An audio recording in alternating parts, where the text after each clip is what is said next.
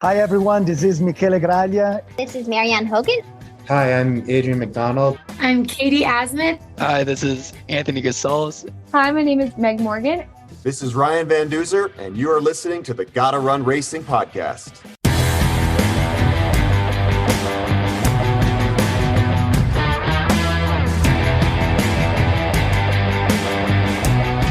Hello. Hey everyone, we are back with another Gotta Run podcast. Woo, woo.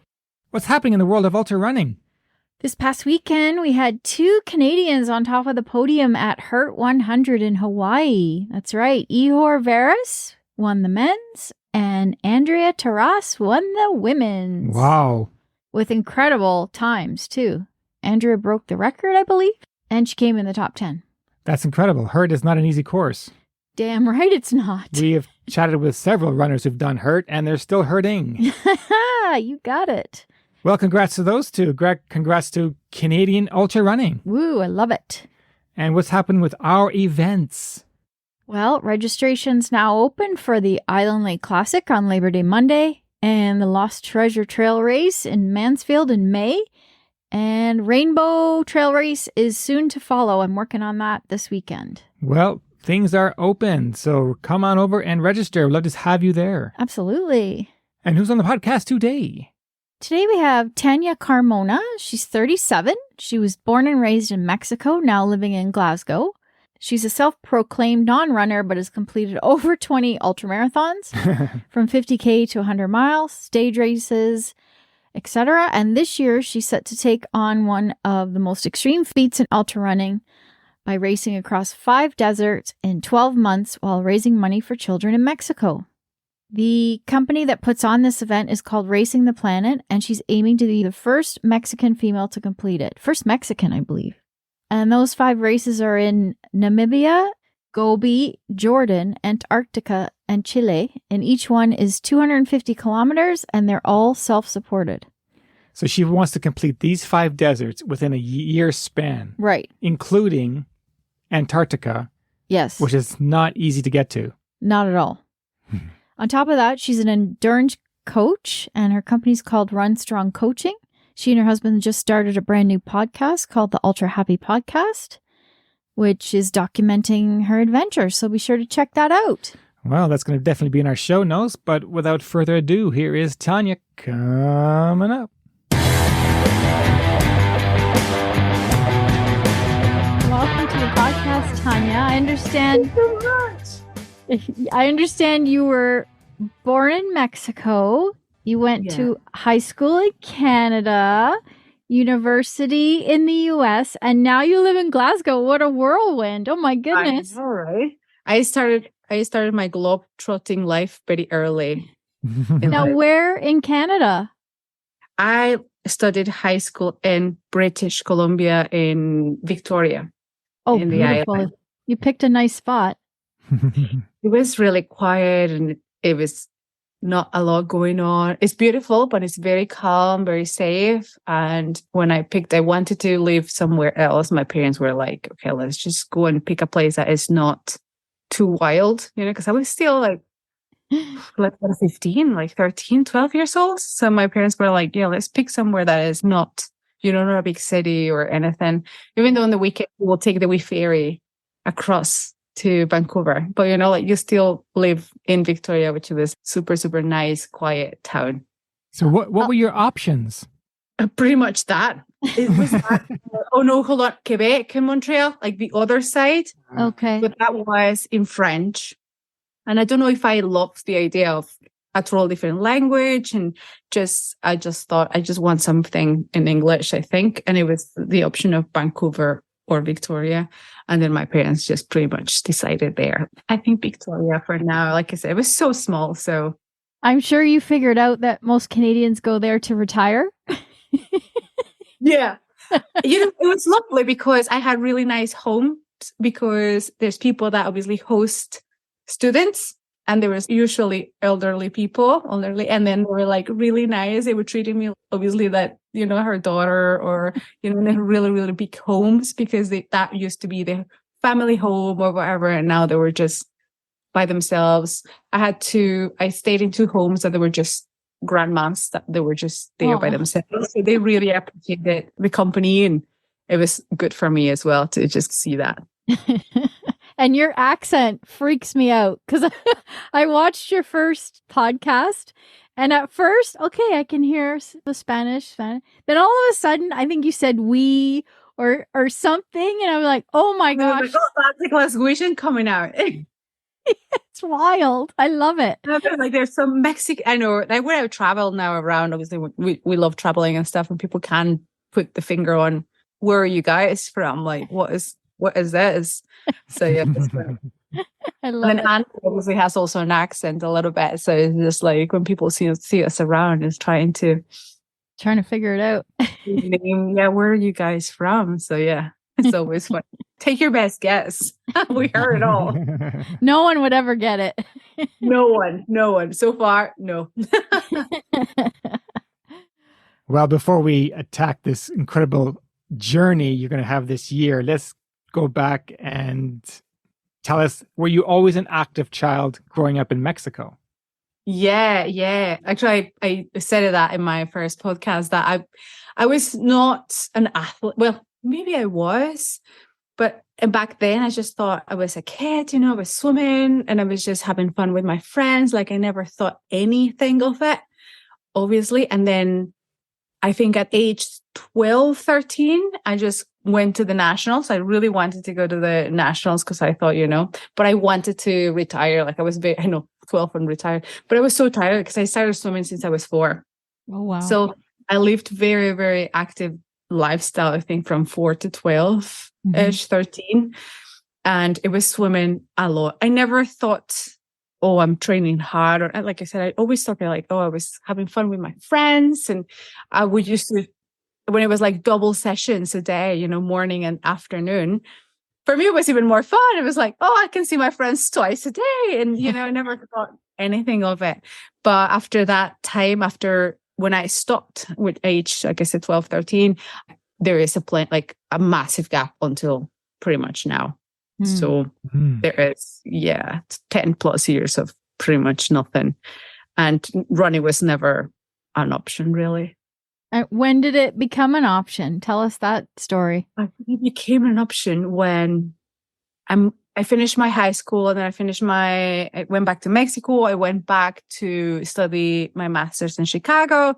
And then I go back to Mexico when I finish my studies and everything. And I find myself, alone because it's been a while since I lived home. So, I didn't have any friends or anything. You kind of lost touch. People living so long abroad. And I seen this group of runners running around the block. And I was like, oh, I hate running. I truly hate it. But you know what? If that's going to put me, to meet people and just get out the door, I'm just going to do it. So that's how I started. I couldn't even do the whole loop. It was a 3K loop just around the block.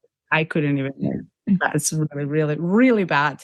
But it was more social, we used to go for wings on a Friday and the fun stuff. And I don't know why one of the coaches or something, they invited us to a demo class in one of their gyms. And I really, really, really liked the way he was teaching the session. It was a little bit more strengthening, which I've never had been in touch with that in my life. So I really, really enjoyed the session. It's weights and heavy lifting. And so I really enjoyed it. And I decided to sign up with this coach to work out and, to do the workouts. And I think after that, and then running started becoming easier. I was doing the strength training and aerobic and from there, I think that was it. When you're strong physically, obviously your confidence mentally also gets better. And I thought, you know what? I think I seen on Facebook there was a 50K, and I thought, you know what? I'm going to sign up and let's go. And that's pretty much it. How it starts. That from there, everything escalated quickly. Wow. So how long after you heard about ultra running did you actually toe the line at an ultra race? 6 months. I had 6 months. And no of my other running friends knew the word of ultra running or nothing. We had no idea. I just seen it on Facebook and I thought, that's a little bit, just a tiny bit longer than a marathon. I've done a marathon before, the Chicago Marathon, when I was in Chicago. I didn't run it. I pretty much walked it. I did like 9 hours. It was so painful and horrible. But I thought, you know what? I was in a really bad shape, or like physically, and I was able to complete it. I thought, this is just a tiny bit longer, and I'm way more fit than back in that time, because I've been working out, with these coaches. And from when I started training and seeing this race, because I seen the race and I was like, I'm going to go to these coaches and start training for that. It was 6 months. Wow. Was it a road or a trail race? Trails. I realized that I liked a little bit more trails than roads since then. And how did that very first one go? Oh, it was so much fun, because I was just pretty much walking and trotting along with 2 people that I met along the route, that they were just there as well. It was fun. Like, I never thought, oh my God, I never felt like I felt in a marathon. I was like, oh my God, this is so painful and horrible, and my feet are on fire. And this one was not. We were just walking up the uphills, trotting the downs. Probably did, I think, 9 hours. And now that I see the route and the times and everything, that was not bad, because it was like in an altitude, and it was really, really high points and like a lot of climbing to do. And I'm like, I don't think how I did that. Like, actually, that was pretty decent for that time. Probably could not do that right now, but it was fun. And I think that kind of captured me. And I said, okay, I didn't die. And then I think 2 months later, I signed up for a 60, and then my first 50 miler, and so on. That's when it started. I know. Now, it took a few attempts to get your first buckle, right? First 100-mile buckle.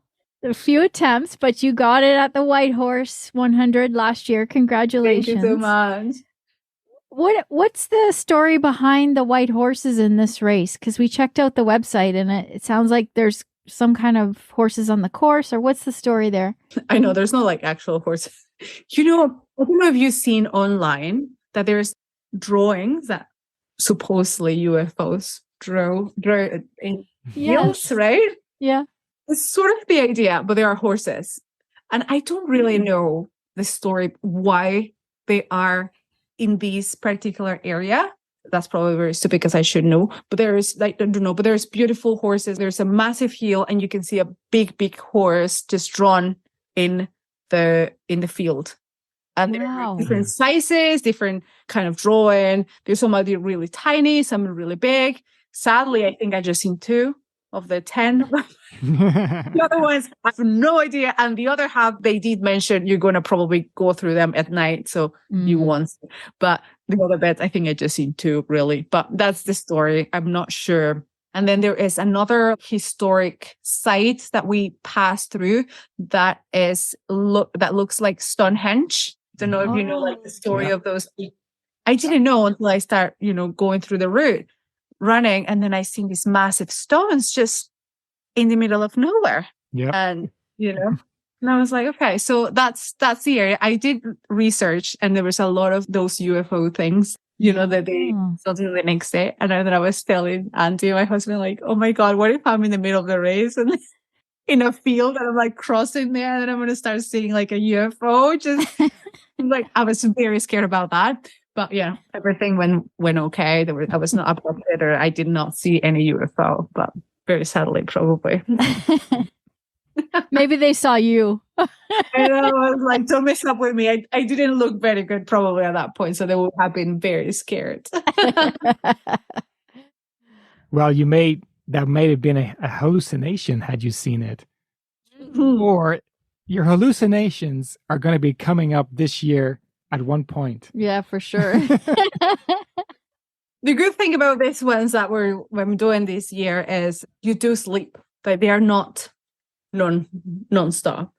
My idea is that I use this training, let's say this challenge of this year, as a training block for the next year. Do one that is definitely will have hallucinations in that one, because that one will be a non-stop 250 miler. Cocodona, right?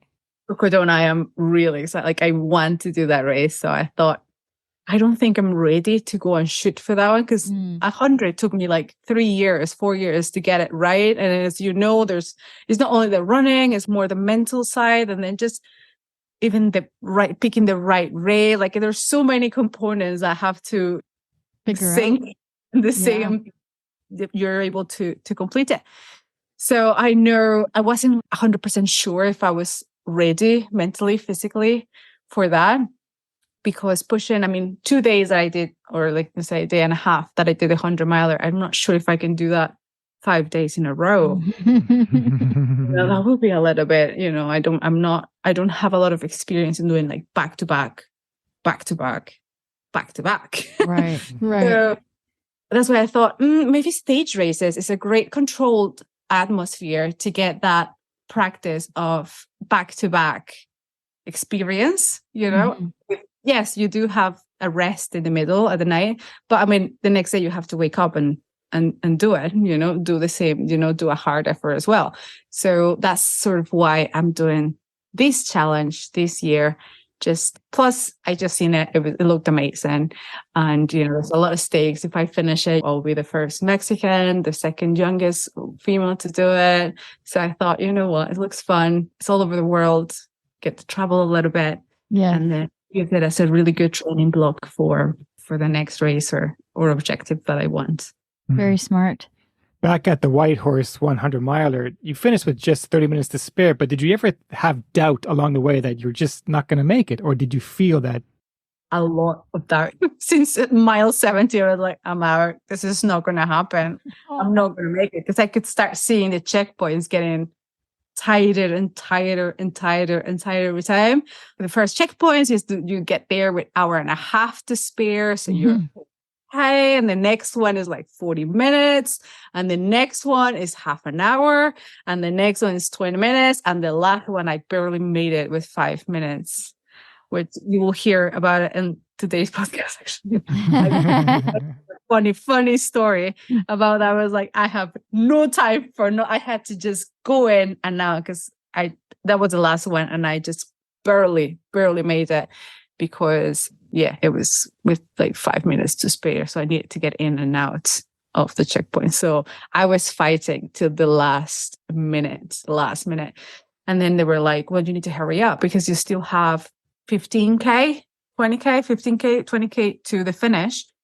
It is a little bit of a hilly bit to go, and you only have 3 hours. So you do, like, I remember I was filling my water in those 5 minutes, and the guy in the checkpoint, so funny, like I was like a fighter in my face, like, you need to run this bit, okay? Like he was like so excited for me. He was like trying to, but you can't walk anymore. Like you walk the uphill is like really fast, and you need to run because you're really tight. I'm like, like I was so tired, I was so broken. Like I don't know how I'm going to do this seriously, but okay. So yeah, we sprint out, and yeah, just the last 10k, I was like constantly looking at my watch because I knew I had the time against me, and I kept tripping because I was already feeling very pressured and like getting lost. And is here, I don't know in Canada, but here is like very much self-navigation. So you have to be very smart, and it's open fields like grass, and you do have to be very smart with your watch. And I failed already 100 times before. I was already bleeding from jumping barbed wire. Like I was such in a shape at that point. And I was 15 kilometers to go. And then I would keep tripping and making mistakes because I was constantly looking at my watch. And I was, you know what? I'm going to stop looking at the watch because it's not, it's not helping me. So I'm just going to stop. I think it was kilometer 10 because I seen it. I was like, I have 10 kilometers to go. That's it. This is the last time you're going to look at your watch. I just changed, the face of the watch to the map. I'm just going to concentrate in getting to the end. And I just said, I'm going to do my best. If it happens, it happens. And if not, so be it. But I need to make my best because I don't want to get to the end and then be like, 32 hours and 1 minute, like that's all I was thinking. I was like, I swear to God, I think I'm just going to die if that happens to me. So I was trying to do my best. It's like, this is the 10 kilometers the most important 10K you've ever run in your life. Like just push, like, come on, you can do this. I was just So, and then when I run through the corner of it's a field, like a soccer field when you arrive.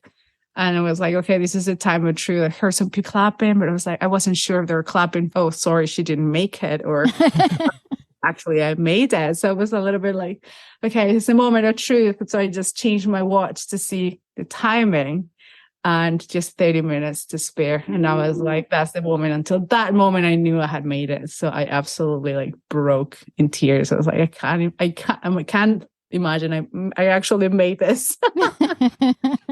It was a very, very exciting the last 10K were very exciting, I think. I was just driven by fear and nervousness and like, I was so broken, but all I can remember, it was just survival mode at that point. Like all the pain and discomfort I was feeling before that, it just disappeared. I was just, let's just go 10 kilometers. You fought already, 150. You can't just let it go just now. No, of course not. Well, you did it. Yeah, and I was like, after 3 attempts, man, like you have to, like you've come so far now. Well, big congrats, because I do know what the golden hour feels like. Yes. Oh man, and we're all running for our lives. all running for our lives, literally. Have you ever considered running an ultra in Mexico? Have you looked at those races? Yeah, I did a couple when I started running, but now there are so many now. Mm-hmm. Well, I think everywhere kind of grew so much, the sport so I've been running for 8 years. So yeah, in these 8 years, it has absolutely exploded. When I left Mexico, there was just very, very few events, and I did them, not all, but some of them.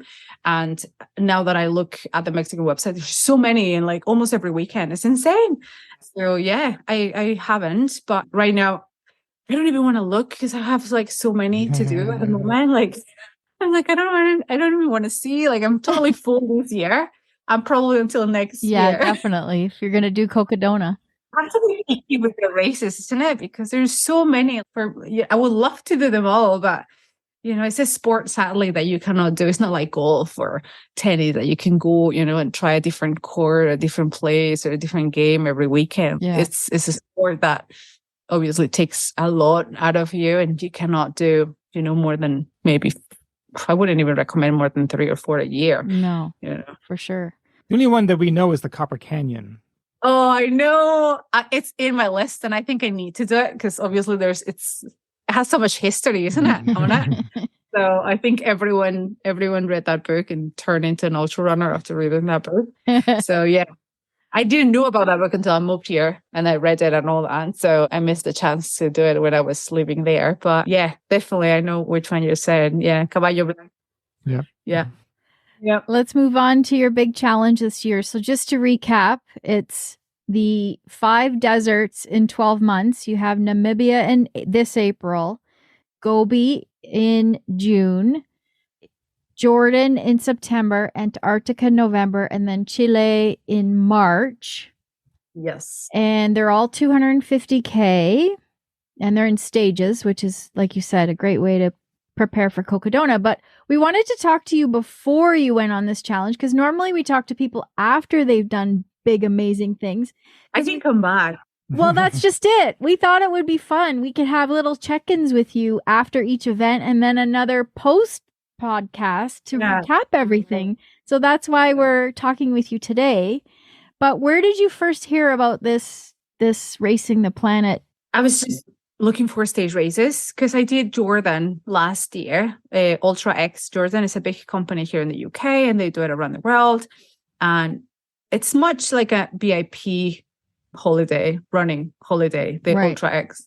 And I really enjoy it. I wanted to see what was the stage race and what was the feel like it, right? Mm-hmm. I don't know if I love that, to be honest. Like I don't know if I love stage racing. I like better the rolling of a non-stop event. Mm. When it breaks you to the core. And the stage race is like you suffer a little bit, but then you can go and sleep, recover, and then you go again. So I don't know. I wasn't in love with it. So I seen Cocoa Donut to 50. I was definitely, I need to do that. So I had to go backwards to say, I need to train back-to-backs for a while. So I thought, the stage race I did, it would be an excellent way to train and then to get better at walking, because I'm really bad at walking. Like I'm really slow at walking. And for this kind of distances, you have to be a really good hiker. Yes. So I wanted to practice a little bit of my hiking and all that. And I thought, you know what, maybe another stage race would help. I think Jordan was really helpful in that sense. So I thought, okay. So I started, Googling and looking for stages as the stage races. And this one is one of the big ones with a lot of history and a lot of, so I seen one, thought, I was looking at the options that they had in the website and all that. And then I seen obviously like, hey, but if you do the 5 for them, and then if you do them in 1 year, there's different levels. You can do the 5 ones in different years and you still go a Grand Slam. Right. You can take 10 years if you want. And there is the Grand Slam in 1 year, which is only 4. And there's this Grand Slam Plus, which is the 5 in a year. So I thought, why not? Right? That's fun. And that's how the idea came. So yeah, it's not like I was researching these races. It's just kind of crossed my path. And it was a pretty quick decision by the sounds of it too. It was very fast. I was like, yep, that's it. I'm having my eyes on the next year. So not this year, but like next year, like eyes on the prize. I definitely want to do it to 50 next year. So this will be like great preparations. I need to start working on that. Are you one of those registrants that register for a race after a few bottles of wine and then 3 o'clock in the morning, not too sure? And then the next day, what did I do? Hey guys, if you like what you're hearing so far, then check this out. Calling all trail runners to come on out to Mansfield, Ontario this May. The Lost Treasure Trail Race features both a 5 and 10K on the beautiful trails of the Mansfield Outdoor Center. As the story goes, the American outlaw Jesse James buried a barrel full of gold coins stolen from a train on his relative's property somewhere in the hills of Mulmer. You'll earn your very own coin medal when you cross the finish line. Registration is now open. For more info, go to GottaRunRacing.com. Now back to Jody and Norm. The worst part is I do it sober. All these decisions. That's even worse. I don't have any excuse for this madness. You can put it like, you can give the excuse like, I was, I had a glass, half wine or whatever. And no, I don't even drink. So that's really bad. All my decisions sober. Now, these stage races, do they stop and start in the same place and you keep going, or do they move you around to get to different sections to accumulate to move around? I think it's a point to point. So you are moving around. And that's why you have to carry your own stuff. So you're carrying, that's another point to mention. You do carry everything you need, like your food. The only thing that they provide is water. So there are water stations and a tent at the end of at the point where you have to arrive each day. They do one of those teepee kind of camp things. Yeah. But you have to carry your sleeping bag and your food and your gear and, everything pretty much. And then obviously no shower, no nothing. That's okay. You're an ultra runner. You know better. I'm practicing since now. So. The sand will clean you off. Wait there, so I don't need it. How the heck are you training in Glasgow for desert running? Please tell us. I want to know. I want to know too, because I have no idea. I'll let you know how that goes. To be honest, I've been training consistently for 8 years now. I haven't had any setbacks. I don't have any injuries, nothing for a year. So I've been able to build sustainably and really nice, year by year. I kind of like keep stacking things up. So I don't feel like I really needed to build really that much this time. Just maybe a little bit. I'm trying to bulk up a little bit. So right now I'm probably one of my heaviest I've been in the sense of muscle and weight and everything, because that's more of what I'm preparing for, because each race is going to just shred you to pieces. Yeah. And I don't have time in between races to build up again anything. Pretty much I have 3-4 weeks. Yeah. So it's pretty much recover and go. So nutrition and my trainer, I'm a coach, but I still have a coach, and that's the plan, to sort of like get me to the first one, maybe a little bit heavier, maybe like really, really, as much muscle as I can to just be able to sustain the 5 hits that the next year will bring. So that's the plan. Training wise, just to get there as fit as I can, because really there's no way here that I can practice that. I am way too early right now to practice the specificity in my training, but I do have some time of sauna sessions after running a couple of 20-50 minutes. I do it now just for the fun because it's really cold here, so it feels really toasty to go in. But as in like really, really training, it would be way much later in the session. Right. Just now, I'm just really pretty much focusing and get as fit and as strong as I can be. Because if you're fit, and strong, and that's it, you'll be able to endure whatever the race brings. Absolutely. Which desert are you most looking forward to? All of that. Namibia, the first one, I've seen the videos. I mean, I've been I don't know. I'm just looking at the videos of the website and the videos that they keep posting. And Namibia looks amazing. It has like a pink lake because of the salt or something like that. Yeah. It's like pink. It looked cute. We love pink. So there's a pink lakes or something. Antarctica, obviously, I'm super excited, like running with the penguins again for the pictures that I've seen and the videos. Like, I'm really excited for that one. And I'm scared about Chile, because everyone's been saying that one is absolutely the most difficult one, because it's in really high altitude. When that I say, oh, Chile's in it, and they're like, oh yeah, that one's a hard one. Or the couple of chats I had with people that have done them all, they're like, definitely Chile is the hardest one. Right. So scared for that one. But thank God it's the last one. So I'll be fine by then. I'll be like a total team by then. The only way to get to Antarctica is that you have to complete 2 other deserts first. Is that right? Yeah. Wow. That is correct. Yeah. That was the only one that has a classification. Like, you need to be proof that you've done 2 before. It doesn't need to be, I think, in the year. Obviously, you can do them in different years. So if you want to do Antarctica, you can do 1 this year, 1 the other one, and then the 3rd year or later, you can try the Antarctica one. Well, that's smart, because they want to make sure that you have some experience with whole. Definitely. Even though it's like so different, like I don't think it would matter. True. I don't know, because it's so different. I know how I'm going to pack for this, or I know the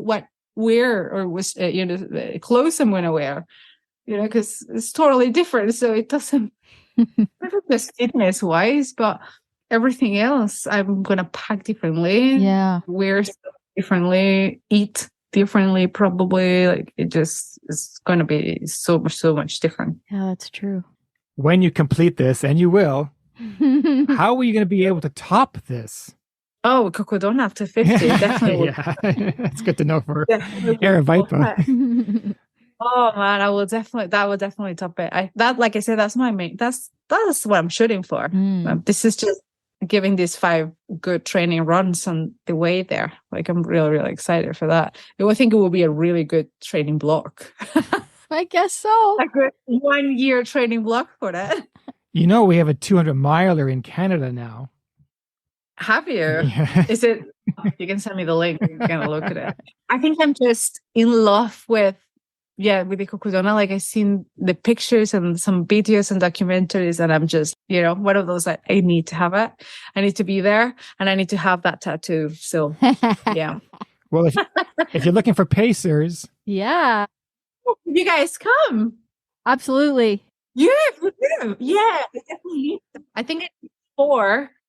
And the hard part is, I think they are out of iPad are quite open to, doesn't matter if they can do 20 or 10 or whatever. So yeah, exactly. Doesn't matter. Because I've heard in other 200 milers, your crew has to do at least a 30 miler, like a 50K chunks of that. So I was like, it would be really hard to find 3 people or 5 that want to do a 50K just No problem. just for the We'll fun come. of it. We'll do it. Sign us up. So guys, let's do this. So next year, I don't know when is it. May. It's in May. In May, is it? Write it down because we are definitely. I'm not going through all this to not go. Exactly. Definitely, I'm going. Now you're also supporting a charity through this adventure. Can you tell us a bit about that? Yeah, it's a charity. It's called Semillas Durango, and it's a home that is supporting kids, Indigenous kids in poverty and really bad background. And sometimes the families go and leave the kids there because they are in so poverty that they cannot even take care of their kids.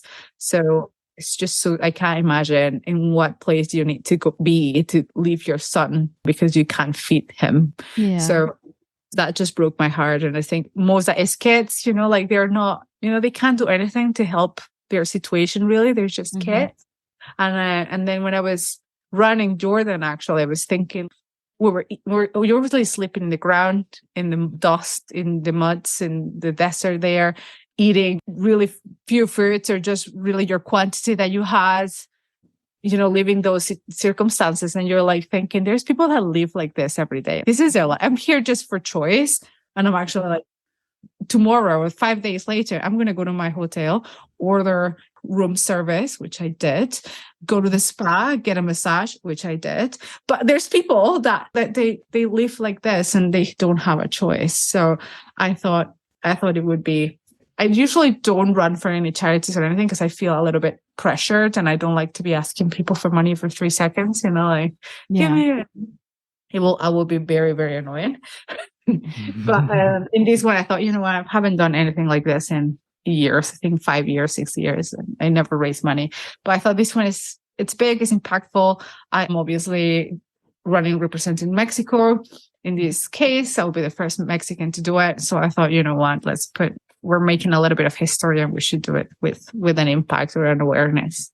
That's awesome. That's really, really great. And where can our listeners find this charity, or how do we support you here? Well, same in my Instagram is at Semillas Durango.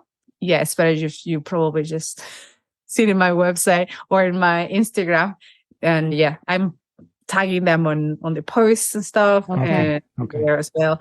And it's a GoFundMe page. So because obviously they don't, in Mexico we don't have, they don't have direct link, obviously. Right. So I had to do it on my name but I will give the invoice and everything. I'll show where all the money is going to go to. Amazing. It's actually funny because we just, the kids just started doing athletics. They got together and they're starting to run and they're enjoying.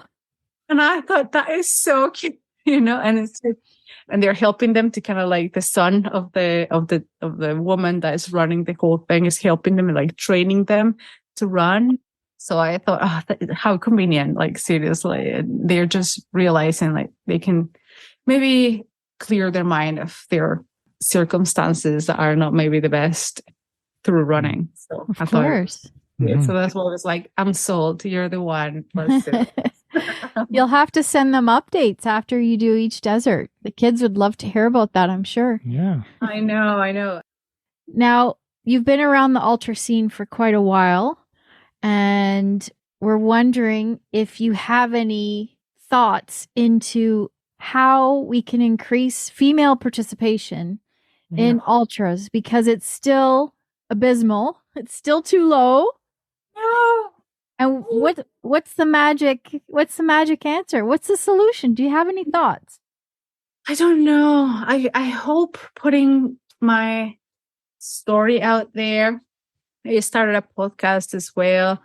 I think just showing your story that you don't need to be this superhuman to do it. Mm-hmm. Hopefully someone said, oh, if she can do it, I can do it as well. Like I don't have superpowers. I'm a regular human being, and I'm in the middle of the backpack or of the pack, or even the last one.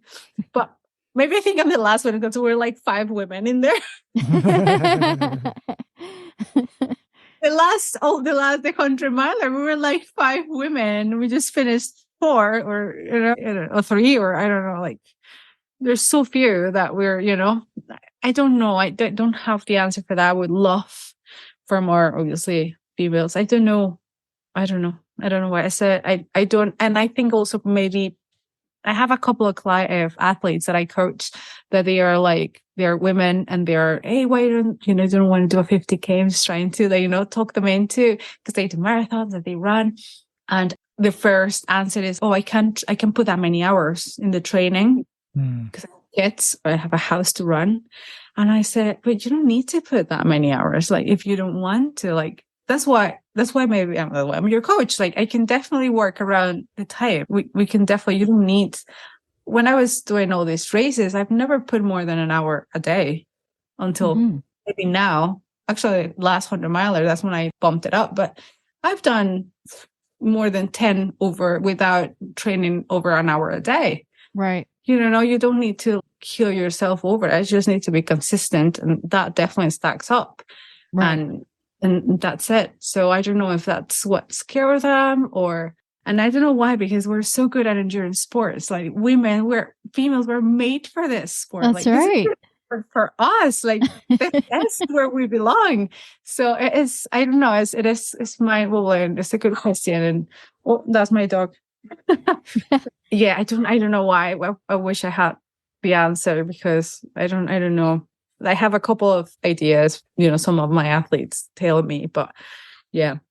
And speaking of your coaching, let's give that a plug. What's the name of the company?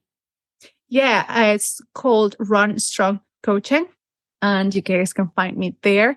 All my training is personalized, tailored, made for each individual. I think we're all so different. And that's what it made so much different when I was, looking for a trainer and looking for this lifestyle. That's what it was. When I met these trainers, when my coaches back then, they made all the difference. They showed me like the way to train, because I didn't, and I still don't like running. So I thought, I want to do the 50K because I want to do that, but you cannot send me to run hours because I don't enjoy it. Yeah. The most important thing is whatever makes you happy. Like, you have to, the plan has to suit you. So you're happy. So if you're happy, you're going to stay consistent. And that's where the magic happens. So I was able to do, like I said, many of my races, not training over an hour.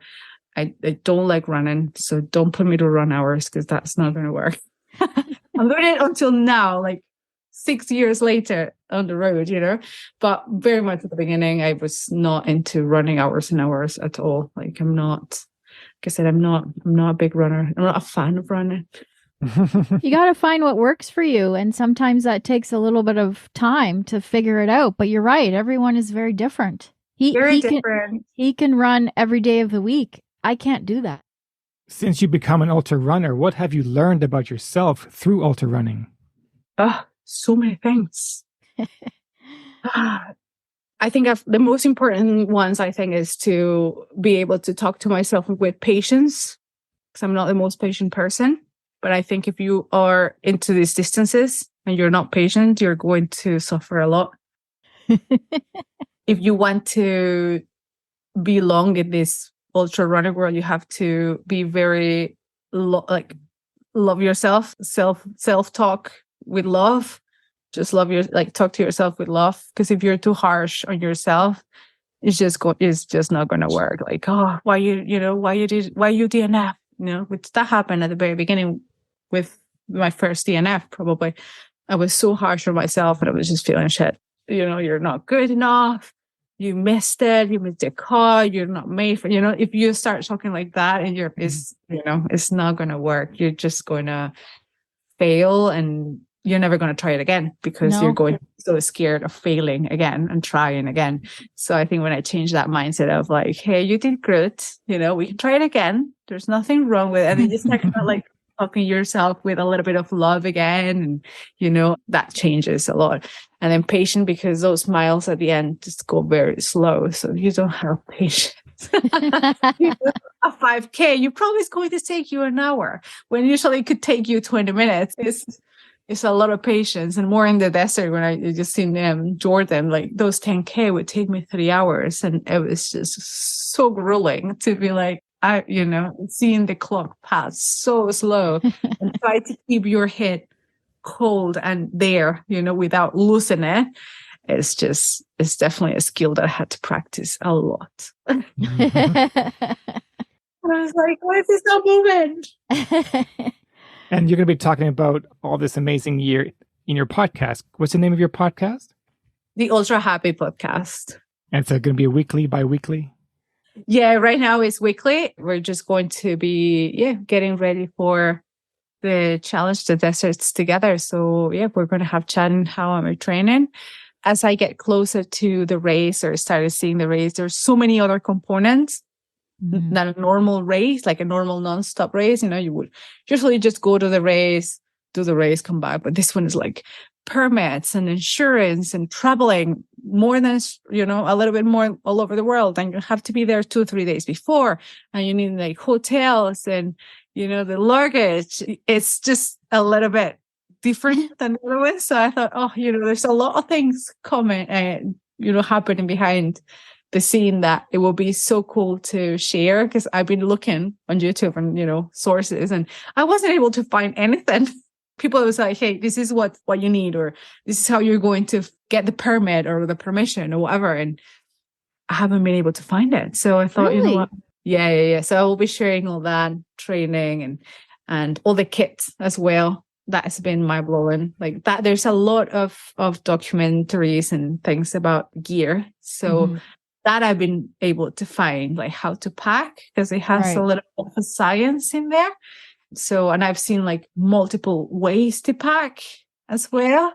So I will be able to see, like, I've been looking at a couple of options. So we'll see which one we like better. And, I will share it with everyone as well. Like there was these 3 options of packing. I went for this one. Let's see how it goes. That's such valuable information. Exactly. Like your guinea pigs. Tell me what to try. I'll try it. I mean, I have 5 races to try stuff. So you'll be a pro by the end. We will all learn. I know that's what I'm saying to my husband. At the last one, I'm going to be like a pro in stage racing. Well, we invite all of our listeners to follow along in this epic journey, and we definitely would love to check in with you along the way. So we'll stay in touch. But in the video, Norman will post all the links and where to find your coaching, your podcast, and your Instagram, so that if anybody would like to support your charity, that would be awesome too. But before we let you go, we like to finish with some rapid fire questions. If you don't mind, it's just a little bit of fun, okay? And since you went to high school in Canada, what was your favorite Canadian junk food? Oh, I can't even remember. No? Oh, hold on. There's Slurpee? Slurpee? 7-Eleven. Every 7-Eleven. I don't know why that thing. My school and my friends. No, it's a thing. It's probably American, but we've adopted it. Would you rather run a long run on the treadmill or in minus 20 Celsius? Minus 20 all the way. Absolutely. No, a treadmill will destroy my legs. What's a TV show to say you're embarrassed that you watch? 90 Day. Oh, Fiance? What? Yeah. Yep. I would do it. Everyone loves him. It's like a little bit of a guilty pleasure. It's not. We all need that. Would you rather be a professional writer, painter, or musician? Painter. Oh, okay. Good one. I go running, I put those pictures in a nice painting. That's right. There you go. What's another sport you'd like to excel in? Oh, I like CrossFit. That looks really fun. The fact that you were a swimmer, I ever thought of being a triathlete? Yeah, that would be too as well. I don't know if I would say I would like to excel at anything, because I think that comes with a lot of pressure. Maybe that's my swimming mind saying, like, I don't want to be so good at anything anymore. Like, it's a lot of pressure being up there. I just want to have fun and just be happy. So living up there is not fun. When you're running on the trail and you stub your toe, do you swear in Spanish or English? English. Yeah? F word all the way. I don't know. I know we have so many in Spanish, but yeah, I think I was gonna say, what would you say in Spanish if you stubbed your toe? like puta madre. That's a good one. That's a good one. We know that one. Yeah. Or chinga, like chinga. But that's like when I forgot something, or I got lost, or I missed the turn, or whatever. I'll be like chinga, like that kind of thing. Yeah. All right, Norm. Final question. Pick a superpower that you would like to have. Invisible. Yeah, that's a good one. Yeah. That was a quick one. I kind of like that one. Yeah, I love that one. That would be super cool. Spying on everyone. No one regrets. Good one. Well, thank you again, Tania. We're wishing you all the best for your very first. Thank you so much, guys, for inviting me. It was such a pleasure. Yeah, it was great. But we'll definitely stay in touch because we'd love to have you on again. Definitely. We'll come back. And perhaps a home and home series. We come to you, you show us some of your trails, you come to us, we show yes, our trails. Well, you're coming to Cocodona, so you know. Exactly. We got to get to know each other before that. Or we need to do some like training runs, and then that can be the excuse. There you go. That's how we'll get to know each other, and then we can spend all this time on the trails in Arizona. So exciting. All right. Thanks for your time. Cheers. Thanks, guys. Bye. Bye. That was Tania Carmona, all the way from Glasgow. Incredible year coming up for her.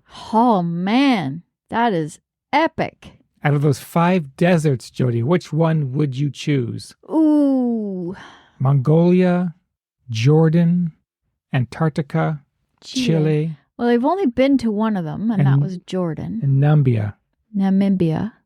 I think I might pick Mongolia just because it's so remote and nothing like we've ever visited. I think I would take Antarctica. Would you? Strictly because it's the place you can only get to once. True. It takes 2 days by boat to get there. And then you're there, and then 2 days to get back. Yeah. It's a trip that you'd only really do once. That's true. So. Yeah. And then, of course, I would like to go swim with the penguins. You like to swim with them, eh? Do you think I'd be able to survive in that water? No. No, not even a toe. Well, she definitely sounds like she's prepared in terms of the incredible base she has over the last 8 years of consistent training, which really spoke to me when she said people are on a circle of training for a race, do the race, and then take a big break. Yeah. We both do that. Because winter comes and we're just so depressed. Yeah. But anyway, that's an excuse. And we always complain about, it feels like I'm starting over. Because you are. Well, and she's right. If you kept a base, then you wouldn't be starting over so much. And it wouldn't seem like such a big hill to climb, no pun intended. Yeah. And of course, she's doing all this for her charity in Mexico. The Indigenous children need your help. So please support. Links will be in our show notes. But before we go, we'd like to remind you, hey, if you enjoyed our podcast today, take 2 minutes and give us a review on whatever platform you're listening to. It honestly makes a huge difference. And it doesn't take much time to do that. So we're asking you, please leave us a review today. And if you feel like even going a step further, check us out on Patreon. And of course, providing you guys with the best content we possibly can. In ultra running for Canadian athletes and around the world. You got it. Until next time. Cheers. Bye.